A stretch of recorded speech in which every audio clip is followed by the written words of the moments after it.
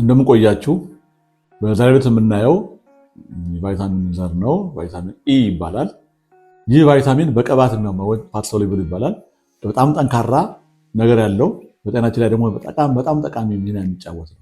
መገኛዎቹ የለውዝ ፍሬዎች፣ የሱፍ አበባ ዘሮች፣ የዱባ ፍሬዎች፣ ሁለተኛ የሱፍ ዘይት፣ የስንዴ ዘር ዘይት፣ የወይራ ዘይት፣ ሶስተኛው የቅጠላቅጠል ዘሮች፣ ጎመን፣ ስፒናች የሚባለው ቲማቲም፣ አራተኛው የፍራፍሬ ጭማቂዎች፣ ነጭ ሽንኩርት፣ ሎሚ። እነዚህ መገኛዎቹ ናቸው፣ ለቫይታሚን ኢ መገኛዎች ናቸው።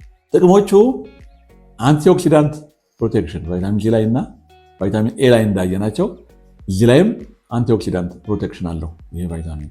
እነዚህ ፍሪ ራዲካል የሚባሉ በጣም ፈጣን ለውጦችን ረጋ ብለው በትክክሉ እንዲሄዱ ከኦክሲጅን ጋር የተዋሃዱ ጎጂ ነገሮችን መቀነስ፣ ሲገቡ ኦክሲጅን ጋር ሌሎች ነገሮች ሊገቡ አብረው ስለሚችሉ እነዚህን ማስተካከል፣ በአጠቃላይ የሴሎችን ጉዳት መከላከል፣ የልብ ህመምና ካንሰር አይነቶችን የመከሰት ዕድል መቀነስ ትልቅ ስራ ነው የሚሰራው። ሌላው ኢሚዩን ሰፖርት ይባላል። የራስን የመከላከል አቅማችንን ይደግፋል። ነጭ የደም ሴሎችን መከላከል ወይም ማጠናከር፣ ከኦክሳይድ ጋር የተዋሃዱ ጎጂ ነገሮችን ቅድም ከላይ እንደነገርኳችሁ እነዚህን መከላከል፣ የቆዳ ጤንነት ነው። ቆዳ ጥገናና ማበረታታት፣ ቆዳችን የተጎዳ ከሆነ ይህን ቆዳችን ተመልሶ እንዲጠገን ማበረታታት፣ የፀሐይ ብርሃን ጉዳትን መቀነስ፣ በጣም ከፍተኛ ሲሆን ያንን እንዲከላከል ያደርጋል። ቆዳን በማለስለስ በእድሜ መግፋት የሚመጣን የቆዳ መጉዳትን መከላከል። አራተኛው አይን ጤናን፣ በእድሜ መግፋት ይመጣዋል ማኩላር ዲጀነሬሽን ይባላል።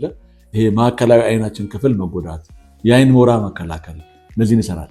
አምስተኛው የልብ ጤናን፣ የደም ዝውውርን በማሻሻል የደም መርጋትን መከሰት ይከላከላል። ሰውነታችን ውስጥ ደም መርጋት እንዳይፈጠር ደም ዝውውር በትክክል ሲዘዋወር ደም አንድ ቦታ አይረጋም። አንዳንድ ጊዜ ቫይታሚን እንግዲህ ይሄ እጥረት የሚፈጠረው ምንድነው? አሁን ለምሳሌ ዲቪቲ ምንለው ዲፕ ቬን ትሮምቦሲስ ደማችን ሲረጋ እግራችን ላይ የተለያየ ቦታ ላይ ይሄ በደም ከተጠቀምን ላይረጋ ወይም ደግሞ ሊከላከል ይችላል እንደማለት ነው። በደማችን ውስጥ የሚገኘው ኖርማል ቫይታሚን ኢ መጠን አለ አዋቂዎች ከ5.5 እስከ 17 ማይክሮግራም ፐር ኤምኤል ነው። ልጆች ላይ ደግሞ ከ3 እስከ 18.4 ማይክሮግራም ፐር ኤምኤል ነው። ይሄ በቀን መወሰድ ያለበት ቢቻል ከተገኘ በቀን ቢወሰድ አዋቂ ወንድ 15 ሚሊግራም ፐር ዴይ ቢወሰድ፣ አዋቂ ሴት ደግሞ 11 ሚሊግራም ፐር ዴይ ወይም በቀን ውስጥ ቢወሰድ ይመከራል ቢገኝ። ልጆች ከ1 እስከ 3 ዓመት 6 ሚሊግራም፣ ከ4 እስከ 10 ዓመት 9 ሚሊግራም፣ ወንድ ከ11 እስከ 18 ዓመት 13 ሚሊግራም፣ ሴቶች ከ11 እስከ 18 ዓመት 11 ሚሊግራም ቢወስዱ ይመከራል። ነፍሰ ጡር እናት 15 ሚሊግራም መውሰድ ሲኖርባት፣ የምታጠባ እናት ደግሞ 19 ሚሊግራም ከፍ ያለ ነው። ለምን? ለልጇም ለራሷም ስለመጠቀም ከፍ ያለ መጠን ይፈልግባታል። የዚህ ቫይታሚን ኢ እጥረት የሚመጣው ችግር አለ በሰውነታችን ላይ የጡንቻ መዛል፣ የእይታ ችግር፣ በሽታን የመከላከል አቅም መቀነስ። ስለዚህ እነዚህ ከላይ የጠቀስናቸውን ጥቅሞች በሙሉ ባለማጣታችን ቫይታሚን ኢን ችግሮች ይፈጠራሉ ማለት ነው።